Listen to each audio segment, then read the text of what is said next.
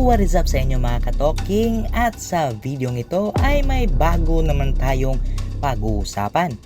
Pero bago natin simulan ang ating video ay kung bago ka pa lang sa aking channel ay libre lang mag-subscribe. Click the bell button para lagi kang updated sa aking mga video.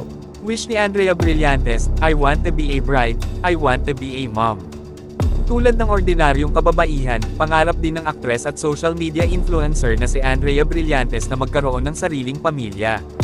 Aminado si Andrea na sa edad na 23 ay marami na rin siyang mga pinagdaanan at realizations pagdating sa pakikipagrelasyon. Isa na nga sa mga natutunan niya ay ang pagprotekta sa kanyang peace and privacy, lalo't nasa mundo nga siya ng show business.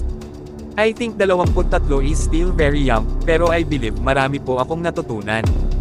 Ayaw ko ay claim na mas wiser na ako but I've learned a lot, ang pahayag ni Andrea sa interview ng broadcast journalist na si Karen Davila para sa kanyang vlog.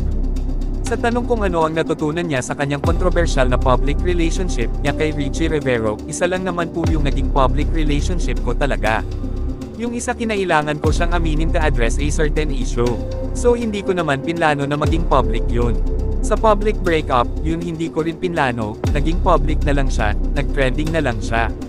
Syempre you want to flaunt, gusto mo ipakita ang taong mahal mo or you want to do things na normal lang. Pero sa trabaho ko mas okay na may privacy ng kaunti, aniya. Ibinandere rin ni Andrea na isa pa sa natutunan niya sa pakikipagrelasyon ay, yung gawing mundo ang taong mahal ko. Yun po ang tinry ko na i-break and I believe na break ko na siya yung natatakot ako na may one or maging mag-isa.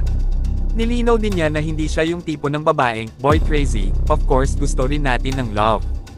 Hindi naman sa mayabang ako, pero maganda rin po kasi talaga ako.